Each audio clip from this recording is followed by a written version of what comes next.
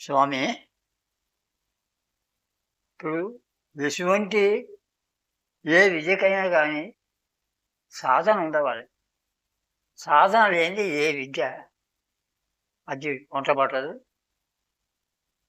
వాడు ఎన్ని ఎన్ని ఏళ్ళు యుగాలు చేసిన అది అంతవరకే కర్మలోనే ప్రవర్తిస్తుంటారు. కాబట్టి సాధన చేసేదానికి దేనికి చేయాలో సాధన, మనసు సన్నగిలేదానికి సాధన చేయాలి.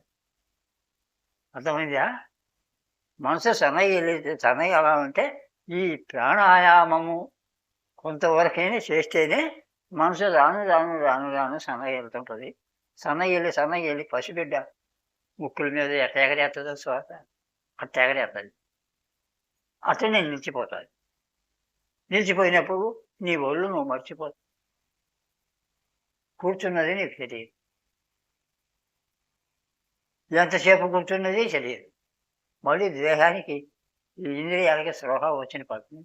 నేను ఇప్పుడే కదా కూర్చుంది, ఇంత టైం అయింది అని అప్పుడు అంటారు. అయితే అప్పుడు ఎందుకు తెలియదు అది అంటే అప్పుడు మనసు నిలిచిపోయింది కాబట్టి, మనసు లేదు కాబట్టి అప్పుడు చెప్పేది ఏముండదు. అప్పుడు సూక్ష్మ రూపంలో నువ్వు గమనిస్తుంటావు. నీ నీడ సూక్ష్మ రూపం. నువ్వు లోపల నువ్వు తిరిగినట్టు మాట్లాడినట్టు అంటే పెద్దదిగా ఈ అతన్ని ఎరుక కాకుండా ఇట్లా మరుపు కాకుండా కళ్ళారా చూస్తానే ఉంటావు నీ హృదయంలో అదృశ్యం. అప్పుడు ఇది వేరు నేను వేరని అప్పుడు నీకు నిశ్చయం వస్తుంది. కాబట్టి అది చెయ్యాలి. అది చెయ్యాలంటే ఎట్లా చెయ్యాలి? చేసే మార్గం ఏంటిది అంటే అన్నిటికీ ముందు క్రమశిక్షణ అయితే అన్ని ఇంద్రియాలు సమకూర్చుకుంటాయి. ఈ క్రమశిక్షణలో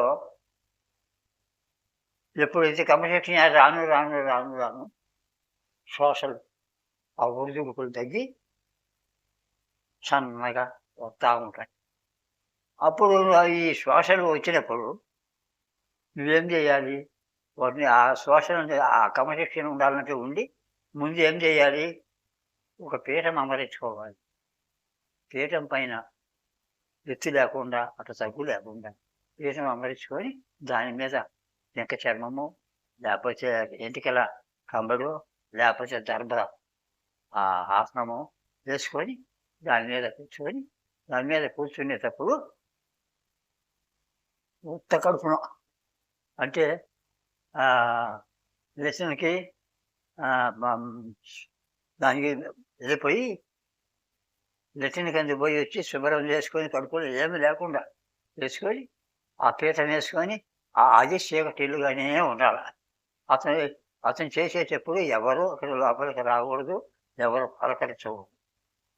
అందు కాబట్టి అప్పుడు ఎప్పుడు ఏకాగ్గానే ఒంటరిగానే ఉండాలి.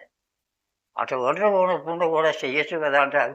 చేస్తే నేను చెప్పిన ప్రకారం చేస్తే ట్రైన్లో పోయినట్టు మామూలుగా కర్మ సిద్ధాంతంలో మునిగి చేస్తే మామూలుగా ఎద్దల బండిలో పోయినట్టు మొత్తం ఎట తిరిగి లాస్ట్కి ఆన్లోనే ఎక్కువైపోయేది. అది కాబట్టి ఎన్నేళ్ళు ఇది మాత్రము చిరంజీవి చిరకాలం చల్లగా ఆనందంగా వర్ధిల్లుతుంటాడు. అతనికి ఏ గాథలు, అతనికి ఇంకా పుట్టలేదు, సావు లేదు. పుట్టడు, పుడితే సావు లేదు. అది మాత్రం గ్యారెంటీ.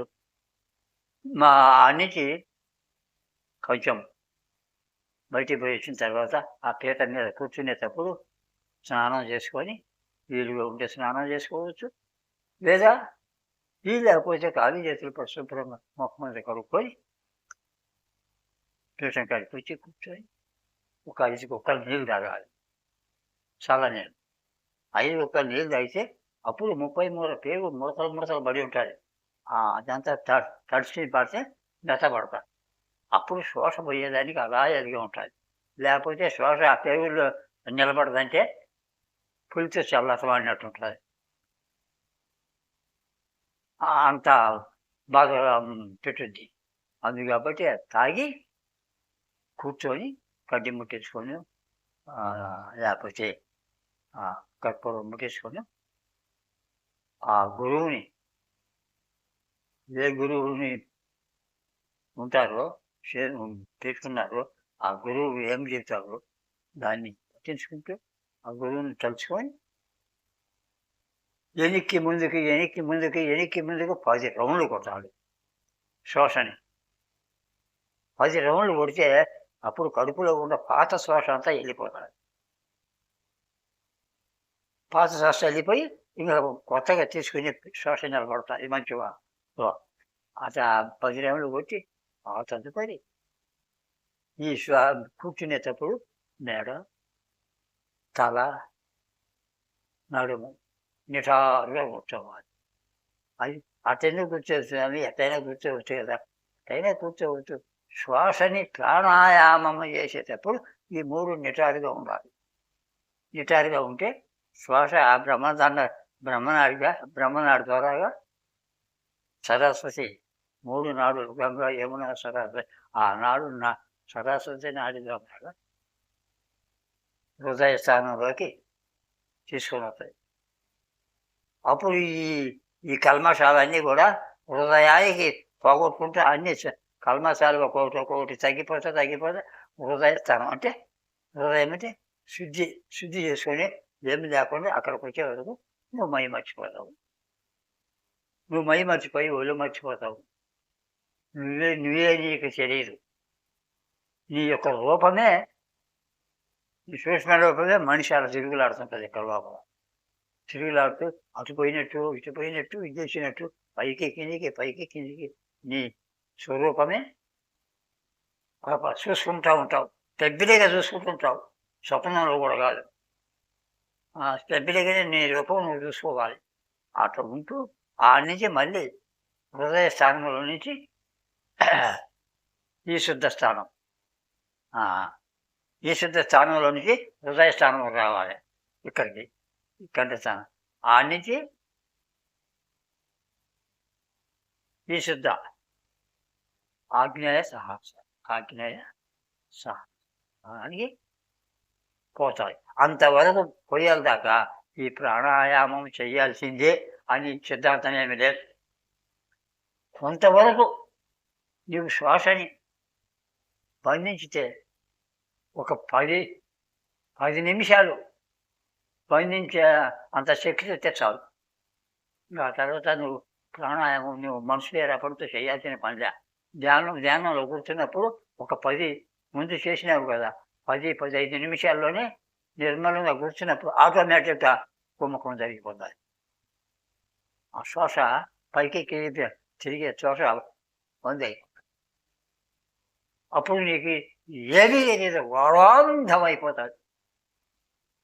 ఆనందమైన సుఖనిద్ర.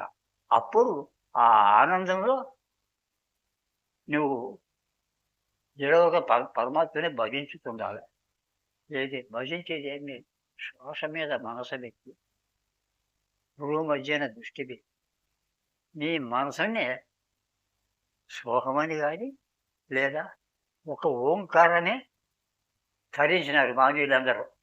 ఒక ఓంకారాన్ని నీ మనసున ఆలాపన చేస్తూ ఉండాలి.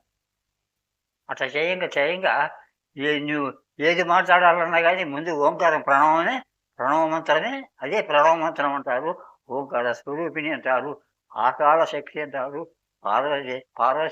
పార్వతీదేవి అంటారు, ఈశ్వరుడి భార్య అని. ఎన్ని పేర్లు, 8 అవతారాలు ఉన్నాయి. గంగమ్మని, ఎల్లమ్మని, పుల్లమ్మని, పార్వతిని, ఇంకా పెద్దమ్మని, పోలేరమ్మని 8 పేర్లు పెట్టుకుని. కాబట్టి ఇట్లా ఎప్పుడైతే పోయిందో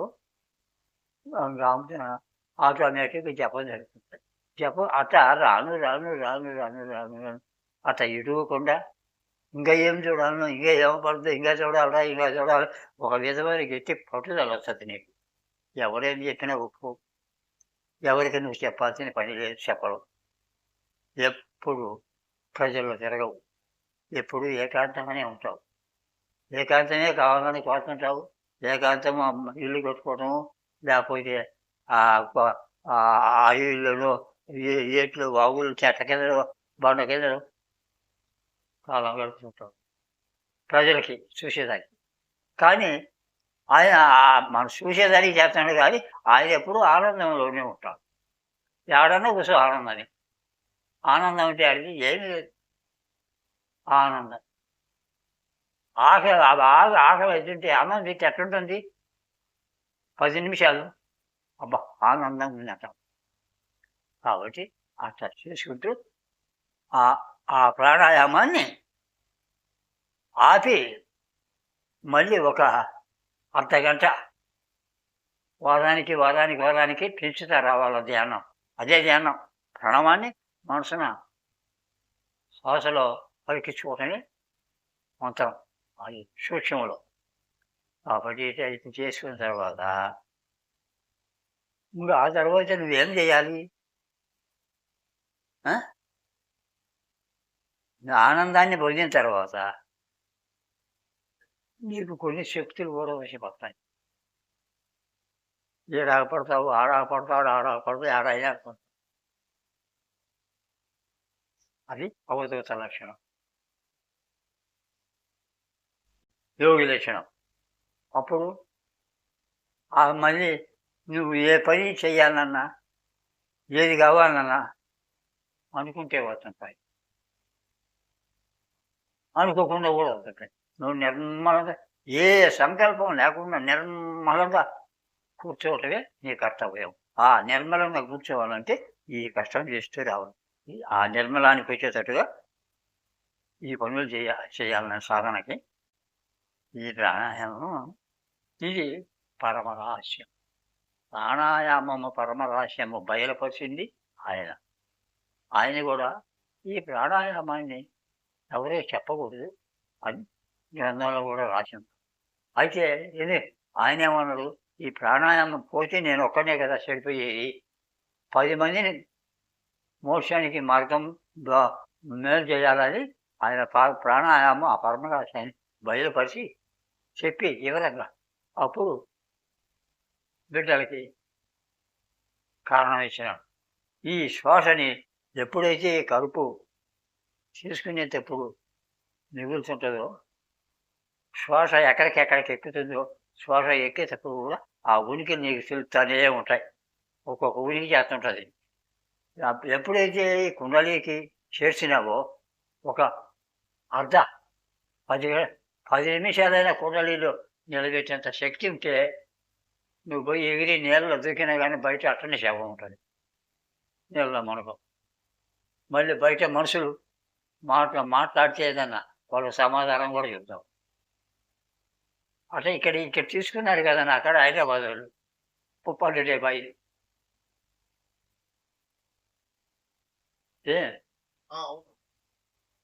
అర్థమైతే ఘోషణం అవుతుందా? అన్నిటికీ ముఖ్యంగా ఈ సాధనే రావాలంటే ముందు క్రమశిక్షణని కంట్రోల్లో పెట్టుకోవాలి. నేను ఆ స్వామి ఏమి చేస్తున్నావు, ఏమి తింటున్నావు, కూర్చున్నప్పుడు ఏం చేస్తున్నావు అని ఆలోచిస్తే ఆయన బయట వచ్చి కూర్చుని యోగంలో నుంచి వచ్చి బయట కూర్చున్నా కానీ ఎదో చెట్లాలు ఎదో మాట్లాడు నేను ఎవరు అని పరిశోధన చేసుకుంటుంటాడు. అదే ఆ పరిశోధనలోనే ఉంటుంది కానీ ఈ కర్మ సిద్ధాంతంలో మునగడు. అది కాబట్టి కర్మ సిద్ధాంతం ఈ హఠయోగం అందరూ చెయ్యలేరు. వయసు ఉండాలా, కొద్ది వయసు, కొంచెం వయసు ఉంటే వాళ్ళు చేయవచ్చు, చేయగలుగుతారు కూడా. వయసు పెద్దదైతే మళ్ళీ చేయకూడదు. అతని శక్తి కొలదే కారణం ఇవ్వాలి కానీ శక్తిని మించి చెబితే చచ్చిపోతాడు. చేసి గుద్దని నోట పారుకొని చస్తారు.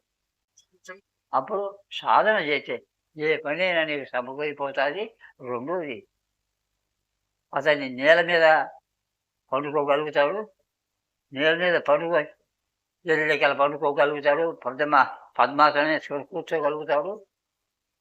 కింద కూర్చుంటే బాలు ఎగిరినట్టు పైకి ఎగురుతుంటాడు ఈ కుండలిలో శ్వాస ఉంటే. ఇది ఏడా పింగళ నాడులు, ఇది ఇది పింగళ, ఇది సూర్యనాడి, ఇది చంద్రనాడి, ఇది 18, ఇది 14. ఆడేది శ్వాస. ఇది 4, ఇది 3 రోజులు ఆడతాయి. ఇది బొత్తిగా పోతాయి. ఇది చదవక 4 అంగుళాలు మిగులుతుంటది. ఆ మిగిలింది ఆయుః ప్రమాణం నీకు జాస్తి అయింది. ఇప్పుడు 100 ఏళ్ళు బతకాలనుకున్నప్పుడు 90 ఏళ్ళు 80 ఏళ్ళు ఆయుః ప్రమాణం నీకు ఆ ప్రమాణం ఉంటే ఇది చేస్తే 100 ఏళ్ళు అంశాన్ని నిలుపుకుంటావు. ఆ అంశ పైకి కిందికి పైకి కిందికి అన్నిటికీ మనసే కాబట్టి మనసే కానీ మనసు ఏదో కాదు. ఆ మనసే నువ్వు అయి ఉన్నావు. నీవు చూసుకోవటమే బ్రహ్మానందం. అంతే తప్ప ఊరికే వేషాలు వేసుకొని గుడ్డలు మార్చుకొని నేను జపాలు చేసుకుంటూ స్నానాలు చేసుకుంటూ ఊర్లమ్మడి పోయి అడక తినుకుంటూ ఉంటే ఇది ఇంకా జాస్తి భ్రమలే కానీ భ్రమ రహస్యం కావాలి. భ్రమ ఒక్కొక్కటి ఎప్పుడు ఆడతా సమయం వెళ్ళిపోవాలి. ఆఖరికి నేను బ్రహ్మానందాన్ని పొందాలా అనేది కూడా భ్రమే. అది కూడా అనకూడదు. ఆ ఒక రాయి తీసి ఆడైతే ఎండ ఎట్టుందో అట్లనే ఉంటాం. మళ్ళీ స్పృహ వచ్చినప్పుడు భక్తులకి చెప్పాల్సింది చెప్పుకుంటుంటాం. చివరికి ఆన్లే కలుపుకుంటాం. కళలో కళ నిష్కళ అయిపోతుంది. వీళ్ళిద్దరు చదువు గుర్తు ఒకటి ఉంటుంది. ఏందా గుర్తు? ఎరుక. ఆ వెరుక నిజమైతే కళాతీతం. ఆయన కళలో ఈయన కళని కలుపుకుంటే ఒకటే కళ. ఆ మాట తీసి ఈ మంటలు వేసే ఒకే మాట కదా. వేరుగా అయితే 2 మాటలు. నీ మనసు నా మనసు, నువ్వు రామాని నాకు ఇష్టంటే వేరు కదా. ఇద్దరు రామంటే ఒకే మాట కదా. దానికి తేడా. కాబట్టి ఈ ఇంకా చెప్పుకోదాలు చాలా ఉండవు. ఈయనే వాళ్ళు చెప్పడం గొప్పడు. ముఖ్యమైన 4 సాధనలు చెప్పుకుంటే చాలు. ఆ సాధన వల్లనే చెప్పకుండానే అన్నీ నీ హృదయంలో నువ్వు చూడగలుగుతావు, చేయగలుగుతావు, తెలుసుకోగలుగుతావు, తెలుసుకున్న దాన్ని అనుభవించగలుగుతావు. అది అనుభవించాలి మనం. అది అనుభవించకపోతే అయ్యహర ఆ బ్రహ్మలు ఒకరైనా కర్మ వదలరు. వాళ్ళు కూడా జనాలు కొత్త ఉండాల్సిందే పోతున్నారు. సుమారుగా 70 ఏళ్ళ నుంచి ఈ భావన ఉండదు. ఇక్కడికి వచ్చి కూడా ఎవరన్నా మారిందా? తొలిగి ఏ పద్ధతిలో వచ్చినాను అదే పద్ధతి. ఇప్పుడు ఆ పద్ధతుల్లో పెట్టే పద్ధతి మార్చుకున్నాను కాబట్టి ఇప్పుడు అంతవరకే. ముందు ఇంత తింటా వచ్చి అంత తింటా తినేస్తాడు. అంత తింటా ఎప్పుడు వచ్చినావు అదే అంతలో అదే ఎక్కువ అవుతాడు. కానీ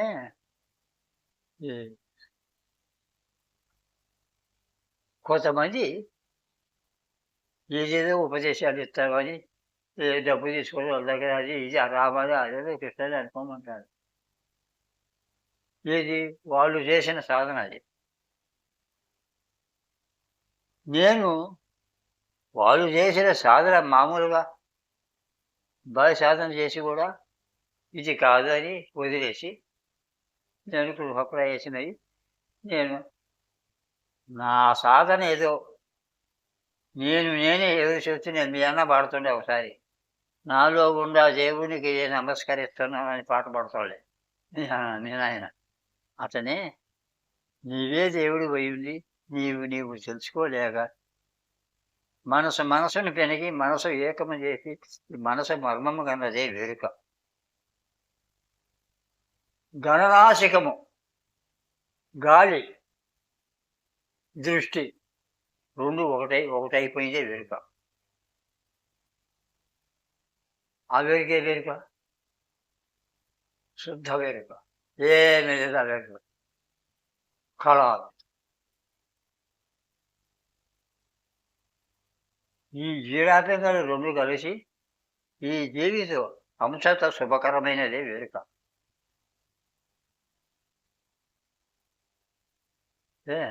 కాబట్టి గురుపదేశం పైన గుణాలు ఉడిగిందే వేరుక. కాబట్టి గురువాక్యములు 4 గుర్తెరుగవలె. గురువాక్యములు 4 గుర్తెరగాలంటే గురు సాన్నిధ్యంలోకి వచ్చినప్పుడు చెప్తేనే అది నీ వంటబట్టు దచ్చుబడుద్ది హృదయంలో. ప్రమాణం స్వీకరిస్తారు కదా! ప్రమాణం స్వీకరించుకున్నప్పుడు అప్పుడు మీకు భయం, ఓయమ్మ మళ్ళీ ఈ ఈ భావన తప్పితే మనం కుటుంబాలే చెడిపోతాయని ఆ భయం ఉంటుంది. అది కాబట్టి దానికే వేదాంతాలు, దానికే పెద్ద సిద్ధాంతాలు. గురువుని తెలియక గుణము కుదరదు. హరిహర శ్రీమూర్తుల గుణముకనే ఆ త్రిపుటలో కాన్పింపజేసే గురువే దైవం. ఇవన్నీ వేదమాక్షరాలు. నువ్వు చెప్పిన వరకు చూసుకుంటుండు. అసలు పరమరాశాలు అప్పుడు ఒకటి అప్పుడు ఒకటి నీ నోట వేస్తాను. ఇవన్నీ ఈ భావాలు ప్రజలకు చెప్పినా కానీ చేయలేదులే. వాళ్ళు మామూలుగా వచ్చి ఏదో చెప్పించుకొని వాళ్ళు మామూలుగా సాధన చేసుకుంటారు అంతే. హంస జపం చేయలేదు, సాధన అందరూ చేయలేదు నాయన. నేను నేల నుంచే కట్టబట్టలే. నేను కొండ గృహాలు మేడు పనులు తిని లక్షణంగా 10 మంది ఉన్న కుటుంబంలో కింద పడితే చేనేత పోద్దేమో, పైన పెడితే గద్దెత పోద్దేమో అని అంత భావంగా సాకిన ఊరు ఇల్లు పోగొట్టి ఎందుకు వచ్చింది? అప్పుడు అంత భావనగా ఉందా కానీ అప్పుడు ఇప్పుడున్న సుఖం అప్పుడు రాలే. అన్ని భోగాలు జరిగినా కానీ ఇప్పుడు సుఖం ఉండవు. అది చేయాలి అడిపోవాలి తాపత్రలేదుగా. తాపత్రయములు తగులుకొని దిగులు ఉంటుంది. ఎందుకు దిగులు? ఏంటంటే నిజంగా మాట్లాడితే వేమారెడ్డి అంత యోగి భోగిని ఇంటికాడు నా మాటకి అడ్డు చెప్పేవిడే లేడు. ఊళ్ళో వాళ్ళు కనుక్కొని ఏదన్నా అనాలన్నా కానీ మా వాళ్ళు 20 మంది 30 మంది. భయం ఎవరికి కూడా అనేది అంటాను. చదువుకుంటున్నాం, గ్రామాలు నేర్చుకొని గ్రామాలు వేస్తున్నాం. ఒక మహానుభావుడు ఆదాన్ని వెనుకల సాని చూసింది. ఓ స్వామి, నువ్వు కొన్నాళ్ళు భోగివి కొన్నాళ్ళు యోగి అయిపోతాయి అన్నాడు. అది నిజమా వచ్చిందా అని నాకు మనసులో ఉంది.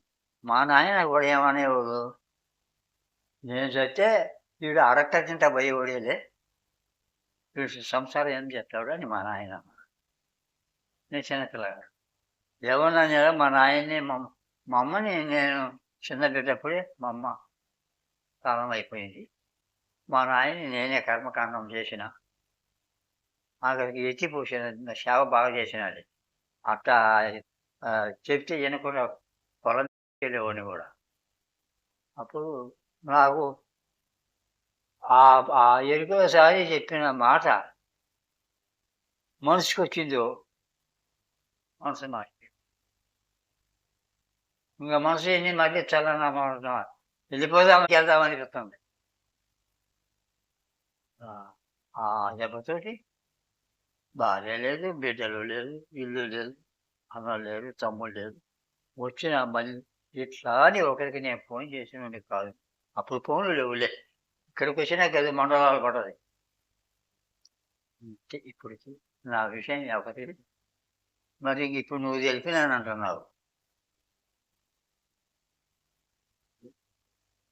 ఇట్లా ఇన్నాళ్ళ నుంచి కూడా కొండ గృహంలో ఊళ్ళకి దళపడినాయి కానీ ఊళ్ళో నేను నివాసంగా ఉన్నాను.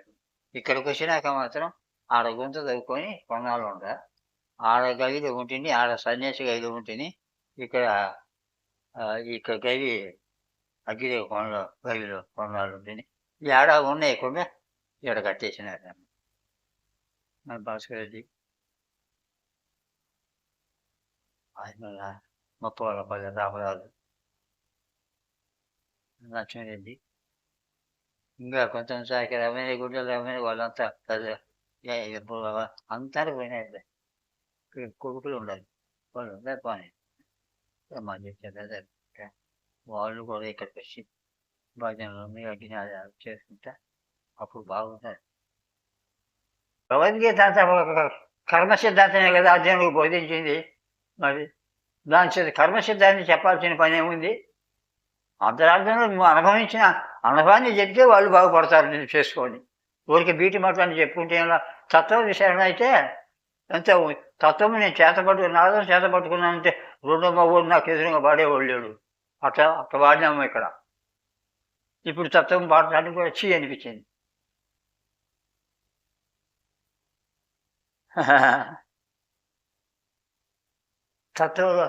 తత్వంలో విషయాలు నా భగవద్గీతలో లేదు నాయన. ఉపన్యాసం కర్మ సిద్ధాంతాన్ని గురించి చెప్పిన భక్తి జ్ఞానము చెప్పాల్సిన నా బాధ్యత ఉంది కాబట్టి అర్జున చెప్పినా నీకు. ఇంకా నీ ఇష్టం, ఇచ్చేస్తావు అది అమ్మ ఊరుకుంటావు అని మళ్ళీ అర్జునుడి మీద భారం వేసినట్టు వీటన్నిటి ఏదే వాళ్ళ భావాల మీద వేసి ఉంటే నేను ఇంకా ఊర్లో కూడా తిరుగుతూ ఉండేవాడిని అరకమిత. అది మాని వైరాగ్యం అంటే వైరాగి కావాలి, భోగి కావాలి. వైరాగ్యం అంటే నాకు ఏమీ వద్దు, ఏమీ అవసరం లేదు, ఎవరు లేరు అని నువ్వు మూర్ఖంగా పోయి ఎవరినో కూర్చున్నది కాదు వైరాగ్యం. రాగద్వేషములు నీళ్ళు ఉన్న చెడ్డ దేహంలో ఉన్న ద్వేషాలన్నీ క్లీన్ చేయటమే వైరాగ్యం. అది క్లీన్ చేయాలంటే గురు సాన్నిధ్యంలోకి రావాలి. గురు సాన్నిధ్యంలోకి రావాలంటే గురు సాన్నిధ్యంలోకి రాగలిగే కొంతమంది ఊరిక ధ్యానం అన్నా ప్రవర్తించుకుంటూ ఉండాలి. గురు సాన్నిధ్యంలోకి రాబోయే వరకు ప్రవర్తించుకుంటూ ఉంటే అతను కొంచెం తప్పనిసరిగా రోజు దేవాలయానికి పోయి పూజలు చేసినట్టు చేసేవాళ్ళు. అట్లా అలవాటు పడితే అప్పుడు మళ్ళీ గురు సాన్నిధ్యంలోకి వచ్చినప్పుడు గురువు ఏం చెబుతాడో, గురువు ఏం కట్నం తీసుకుంటాడో, నువ్వు గురువుకి ఏం కట్నం ఇస్తావో, ఏం చెబుతాడో ఆ చెప్పిన ప్రకారం నువ్వు సాధన చేయటానికి అప్పుడు నువ్వు గురి బిడ్డ అయ్యావు. కాబట్టి గురి చూసి ఎగరేసి పట్టాలి. ఏంది చూసేది? గురి చూడమన్నాడు. ఏం గురి చూస్తావు? ఎగరేసి. ఏంది ఎగరేసేది? పట్టాలి. ఏంది పట్టేది? నాగమల్లి కోణంలో నక్కింది లేడీ కోణం. ఆ లేడీని పట్టుకోవాలి. గురి చూడు. ఎక్కడ? నాగమల్లి కోణం. ఇప్పుడు హృదయం 5 పువ్వుల గుత్తి. ఆ గుత్తిలోనే ఉన్నది మేలైన ముక్తి. ఏందయ్యా 5 పువ్వుల గుత్తి? దొమ్మ, నేరడి, ఉలవకాయ, చేదు, ఇంకా 5 ఉన్నాయి కదా గుండెలో. ఈ 5 పువ్వులు. 5 పువ్వులు ఏంది? ఎరుపు, తెలుపు, నలుపు, పొగరు. పొగరు కాదు, ఎలుపు, తెలుపు, నలుపు, పసిమి, ఇంకొకటి ఇంకేదో ఇంకొకటి. అది 5 రంగులు. అది గుండెకాయ దమ్మని పెట్టినాడు. దాంట్లో గుండెకాయలో ఉలవకాయ 5. గుండెకాయలో ముక్కెర కుండె ఉంటుంది. ఆ ముక్కెర కుండలో బెజ్జం ఉంటుంది. ఆ బెజ్జంలో తాను నివాసం ఉంటూ పైకి దేవభూములకి, కింద కర్మభూములకి సంచరిస్తున్నాడు. జపం అది బయటికి కిందికి. అదే జీవా, నేను కనలేవా, నిన్ను భావించ చూడు, బ్రహ్మం నీవే. నేనే బ్రహ్మం. త్వరగా మేడి పండు. ఇది ఒక పండు. పండుతో సమానం పైకి. దీన్ని కోసేస్తే గబ్బు, శనగ గబ్బు. దాంట్లో ఆ పండులో ఏముంటాయి? పురుగులు. త్వరగా మేడి పండులో ఉన్న సరసుగా పురుగులు తొలిసేసి పురుగులు తొలిసే ఇది మాంసపు దిండు. దీన్ని చెరగల్ల ఎప్పుడైతే చక్కగా యోగంలో కనుక్కున్నావో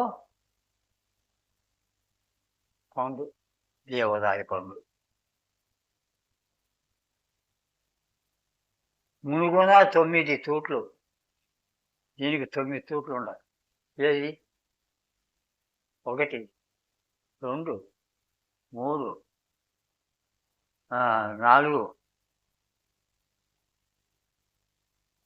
9, 2, 2, 4, నోరు 5, గుదము 6, లింగము 7, చెవులు 9 తూట్లు. దీన్ని తిరగల్లా చక్కగా తెలిచితే పండు. కాబట్టి ఈ 9 తూట్లు మూతలు పడిపోవాలి, తలుపులు పడాలి.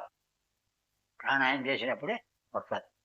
ఈ ప్రాణాయామం చేసినప్పుడు ఈ శ్వాస ఎప్పుడైతే ఇక్కడికి వచ్చిందో ఇక్కడున్న కల్మషాలన్నీ కుండలిని మేలుకొల్పి కుండలి తిని నిద్ర మత్తులో ఉంటుంది. అట్లాంటి అంశను ఎప్పుడైతే బంధించినామో వేడెక్కి ఆ వేడి కుండలిని మేలుకొల్పుద్ది.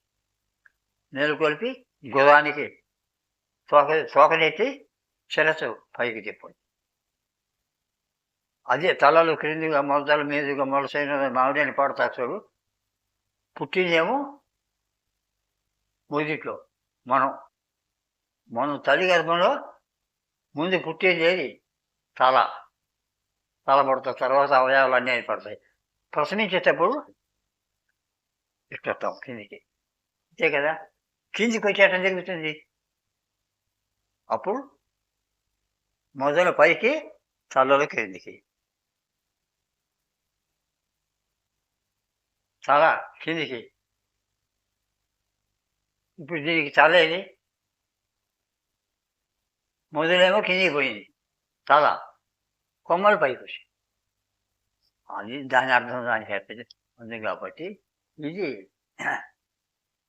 చాలా చదివితో శాస్త్రం ఇంత సులువు ఏది లేదు నాయన. బ్రహ్మ విద్యను గురించి ఎన్ని గ్రంథాలన్న చదువు, ఎన్ని వేదాలన్న చదువు. ఈ గ్రంథం చదివితే యథార్థం తెలుసుకోగలుగుతావు.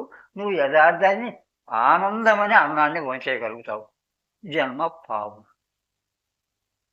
నీ వంశమే పావనం. ఆ పరమాత్మ యొక్క దర్శన భాగ్యం ఆ స్థానంలో.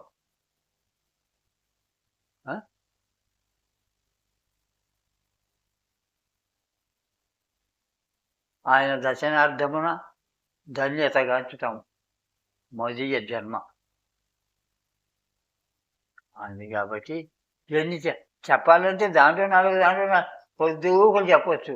చెప్పిన ఎంత నువ్వు జాస్తిగా చెబుతుంటావో అంత అంశాలు తెగిపోతాయి. ఇది 1600 అంశాల్లో ఒక 21,600 అంశాలు తెగిపోతే ఒకరోజు ఆయు ప్రమాణం తగ్గినట్టు. ఈ అంశాలు మామూలుగా ఆడే కాడికి కచ్చ నిలబెట్టి బంధించి నిలబెట్టుకుంటేనే ఆయు ప్రమాణం తగ్గట పెంచుకుంటావు. అప్పుడు కొర ఉందా కానీ ఈ జన్మ కొర శేషం దిద్దుకొని కర్మని దాటుకుంటావు. లేకపోతే మది జన్మలో ఆ వయసు వచ్చేందుకు జ్ఞాపకం వచ్చి ఆ కర్మని జయించి మళ్ళీ పరమాత్మలో కళలో నిష్కళ అయిపోతాం. అంతే కానీ మేము చెప్తున్నాం మేము చెందుతున్నాం అంటే ఎవరు చెప్తున్నారు, ఎవరు చెందుతున్నారు నాయన? అది